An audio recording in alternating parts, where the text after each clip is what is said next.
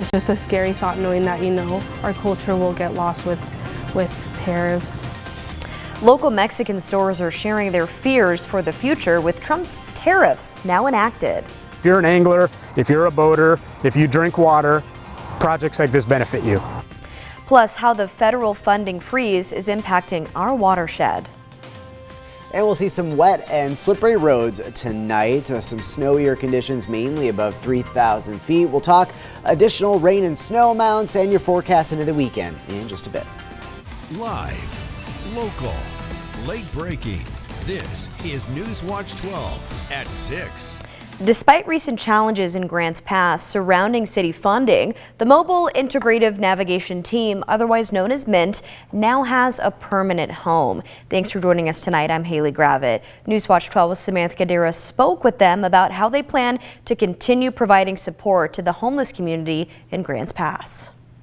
The nonprofit Mint now has a permanent home, which is right behind me, and I was able to speak to them about how they plan on using this building as owners rather than renters, and how they plan to address the homelessness community here in Grants Pass. Our intent was to partner with the city and work with them, but because of new changes in city direction and city leadership, that has been put on pause for now, but we hope to continue to work with the city and other nonprofit organizations within Josephine County to help support the unhoused. Mint now officially owns a permanent location after securing a deal to purchase one of the buildings they've been renting for over a year. Despite the city withdrawing a significant grant earlier this year, Mint moved ahead with the purchase using a portion of funds from local partnerships. We are grateful for Tom Parker, who was the owner of this property, and we were able to negotiate a deal with him that allows us to purchase the property and to move forward with our vision. Mint Executive Director Cassie Leach told me that while the revoking of funding slowed the progress to fix the building, the team remains dedicated to serving the community and helping people get back on their feet. Right now, the immediate need for the community is just to focus on this building and this property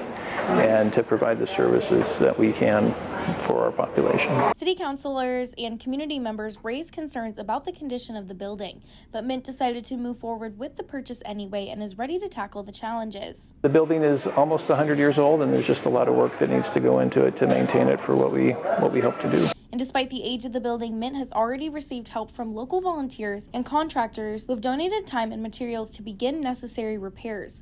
Nonprofits' future plans include adding tiny homes for medically fragile, homeless individuals. Reporting in Grants Pass, I'm Samantha Kadira.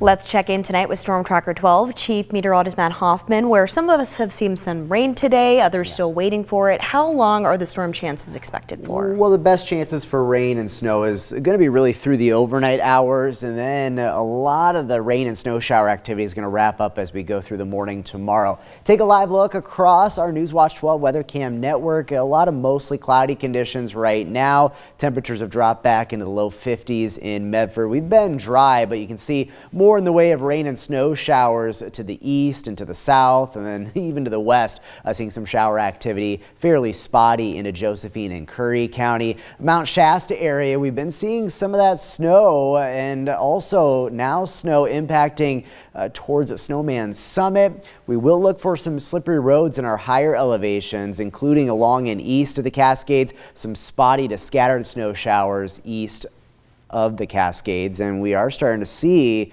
road conditions being impacted by some of the snow, especially up towards Willamette Pass. Just wet roads right now at Diamond Lake, and then east of the Cascades, some wet roads at Chemult. But again, as we go through the overnight hours, we're going to see more of this shower activity. Snow levels will lower to about 2,500 feet, so above 3,000 feet, expect at least some areas of some slippery travel. We do have a winter weather advisory into parts of Lake County where we could see some spots picking up as much as 3 to 6 inches of snow, including over the Warner Mountains. Tomorrow, most of the rain and snow showers will go through about mid-morning, and then the rest of the day is going to be fairly quiet tomorrow. Just cool and breezy. Winds will pick up out of the north and northwest for your Thursday, and in the afternoon, pretty widespread gusts as high as 20 to 30 miles per hour. Winds will diminish as we head into tomorrow night. We'll take a closer look at additional rain and snow amounts and also details on snow levels as well coming up in just a bit. Haley. Matt, thank you. Continuing our coverage on how the Trump administration's federal funding freeze is impacting organizations right here in Southern Oregon. Tim Quidadamo tells us how our water could feel the effects. Southern Oregonians rely on their local waterways for more than just recreation, and one local organization that focuses on restoring these habitats is pausing several projects because of federal funding freezes. We work on ecological restoration projects for the benefit of wildlife habitat on one hand, but tremendous community benefits as well. Rogue River Watershed Council is pausing 5 of its 7 restoration projects throughout Southern Oregon. Barr says these projects don't just have a positive impact on natural habitats, they also help make sure the water coming out of our faucets is clean. For example, Medford Water Commission or the City of Grants Pass that pulls water out of our rivers and sends them on to their patrons in the form of drinking water. Along with cleaning up water before it gets to treatment facilities, Rogue River Watershed Council's work helps restore the salmon and steelhead population and keeps floodplains wet so creeks and rivers still run in our dry summers. Now, the council is looking for alternative sources for funding. We have saddled up to our computers and we are writing a lot of proposals right now to places that foundations, sources of funding that we haven't really tapped into in the past. We'll see how our story plays with them. In Southern Oregon, I'm Tim Quidadamo.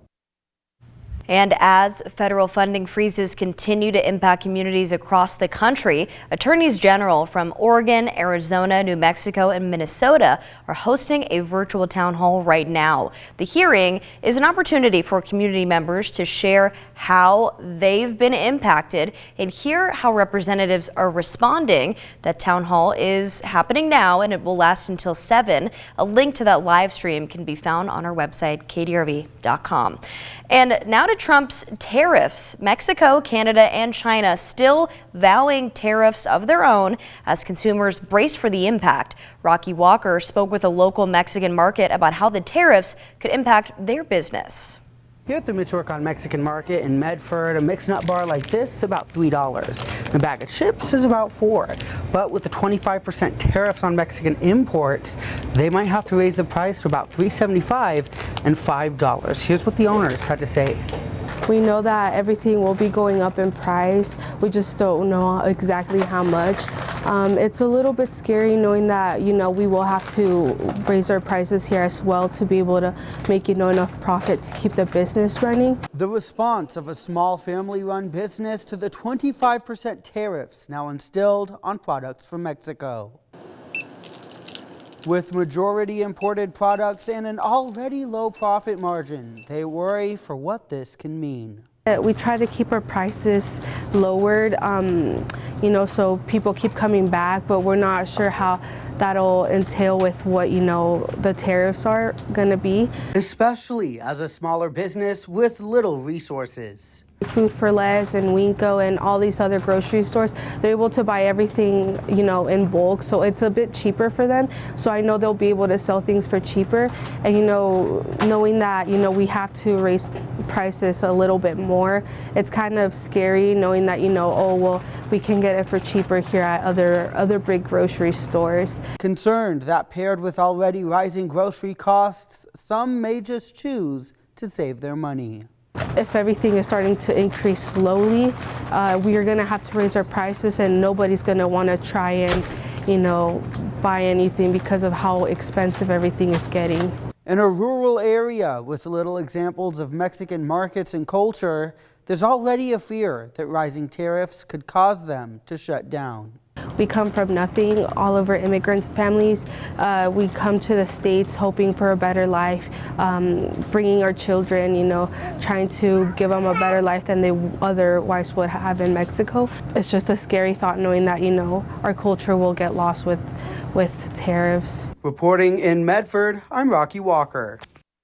And organizations across Oregon are continuing to address intergenerational addiction. Crews are breaking ground on Addiction Recovery Center's new facility. When finished, ARC will have 24 new treatment beds to help their residents combat substance abuse. ARC says this will help put down their residential needs wait list, which sometimes gets as high as 100 to 120 people. So we're looking at 24 beds of residential services, which we feel are just essential for what our folks are really needing right now as they go and combat some of the more dangerous impacts of substance use. Oregon Representative Pam Marsh is one of the many local leaders who have championed for more residential treatment. She says cities and counties are looking for different ways that they can utilize empty structures. Herself and other legislators advocated for OHA funding to prioritize projects like this one here in the Rogue Valley. The $7.2 million expansion is expected to be completed by March of 2026.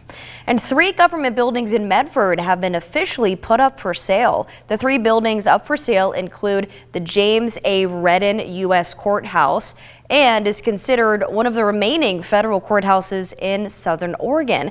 The U.S. Geological Survey building and warehouse are also for sale. According to the General Service Administration, selling the buildings would save the government from costly maintenance work and allow them to reinvest in work that support agencies' missions.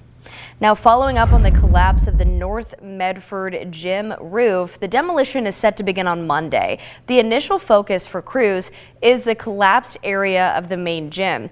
Engineers will be inspecting and setting aside structural pieces to continue analyzing what might have caused the collapse. And between now and the end of May, the Jacksonville Fire Department is testing and performing maintenance on all fire hydrants in the community. The fire department tests all fire hydrants annually to ensure that they are fully operational in case of an emergency.